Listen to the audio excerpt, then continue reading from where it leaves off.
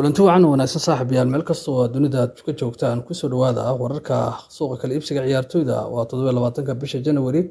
haddii aan eegno kooxda ka dhisan dalka Sacuudi Carabiya ee Al-Shabaab ayaa lagu soo waramayaa in ay heshiis ay la gaartay ciyaaryahanka dalka Croatia ka soo jeeda Ivan Rakitic kaasoo la sheegay in wadahadal ay kala sameysay kooxda ka dhisan magaalada London ee Tottenham waxaana la sheegay in xidigan haatan wadahadalkiisa uu dhamaaday isla markaasina lagu wado inuu 48 saac soo socota oo kooxdaasi si rasmi ah ugu biiro isla markaasna uu caafimaadka u maro kooxdan ka dhisan dalka Sacuudi Carabiya waxaa la sheegay in xidigan ay kooxdan ay kala xaajootay inkastoo aan lagu dhawaaqin qiimaha rasmiga ah ay ku qaateen Ivan Rakitic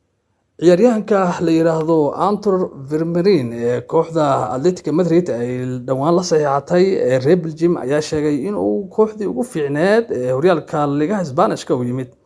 hadalkan ayuu ka sheegay wareysi ay ka qaadeen website-ka gaarka ee kooxdaasi leedahay waxa uu ku sheegay in kooxdan ay tahay koox weyn in muddo uu ku taamayay horyaalka Spain ayuu ku tilmaamay horyaalka ugu fiican dunida kooxda Fiorentina ayaa lagu soo waramayaa inay ogolaatay in xidiga Josep Barcello ay u ogolaato in kooxda Dinamo Zagreb ee reer Croatia ay dabcan ay deyn amaah ku siiso ciyaaryahankan waxaana la sheegay inuu maalinta Berita ah oo dabcan caafimaad ku mari doono asagoo la filayo in caawa uu safro dalka Croatia si uu halkaas caafimaad ugu maro Barcello waxaa la sheegay inay labada kooxood ay ku heshiiyeen inuu amaah ugu wareego waxaana ku dhawaaqday kooxdan Dinamo Zagreb ee ka dhisan dalka Croatia inay kooxda Fiorentina ay xidigaasi ay kala heshiisay iyadoo ilaa iyo xagaga dhamaadkiisana uu isla joogi doono waxaana dabcan u furan baa la leeyahay oo Fiorentina ay u ogolaatay kooxdan in ay iibsan karaan haddii ay ka helaan bandhigiisa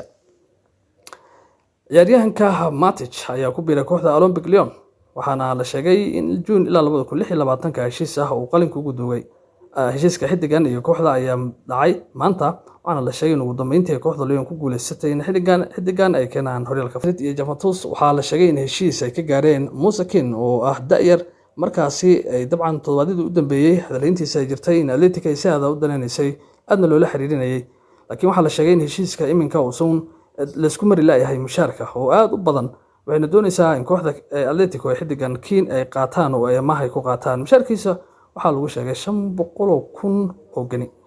ciyaaryahanka corner kala gaaray kooxda Chelsea ayaa lagu soo waramayaa in Tottenham lacag 80 milyan ama 80 milyan oo gani ay u soo bandhigtay kooxda Real London Stamford Bridge ka dhisan 23 jirkan ayay sheegteen kooxda Tottenham inay sidaada u daneynayaan Chelsea kama aysan hadal laakiin waxa uu sheegay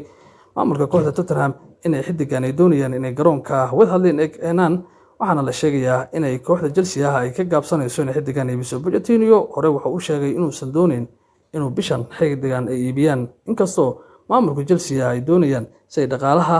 ay markaasi ay uga fikiraan inay iibiyaan ciyaaryahankan si saxiix cusub u sameeyaan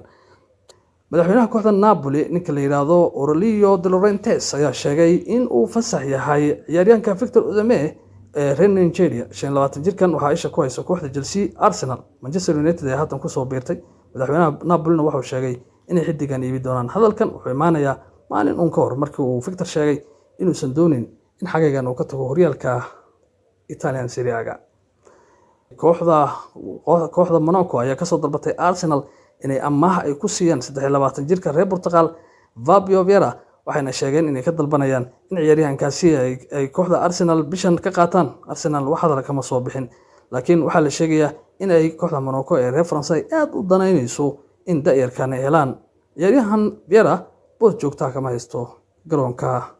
Emirates waxaana suuragal ah inuu kooxdan ay dabcan ogolaato inay amaah ay ku bixiyaan Bayern Munich ayaa lagu soo waramayaa in heshiis buuxa ay la gaareen 23 jirka reer France oo ay kooxda Galatasaray ka soo qaateen Serge Boya kaasoo la sheegay in xalay uu soo gaaray magaalada oo soo gaaray kooxda Bayern Munich ee xarunteeda tababarka isla markaasina uu dabcan caafimaad ku maray isagoo haatan ka mid noqday ciyaartoyda kooxda Bayern Munich kooxda Real Madrid ayaa sheegtay inay ka fikirayso in ay ciyaaryahanka Mbappe ay dabcan kooxda PSG wada hadal toos la furaan iyadoo weli taagan tahay arrintii ahayd in PSG ay wada hadalka ugu dambeeya mustaqbalkiisa ay la yeelato toddobaadkan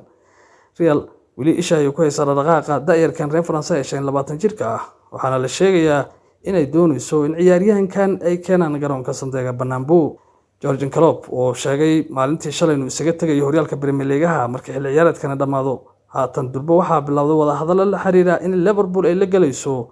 tababarihii bedeli lahaa waxay u badan tahay ee la leeyahay inay keenaan Alonso oo ahaa da'yar horey ugu soo ciyaaray kooxda Liverpool sanado badan la soo qaatay. dabcan waxaan isku dayi doonaa haddii Ilaahay wadno ogolaado saaxiibayaal in aan waxyaabaha ka cusub suuqa maadaama gabagabo uu yahay taabisha inaan si toos ah halkan idinkaga soo gudbino habeenimo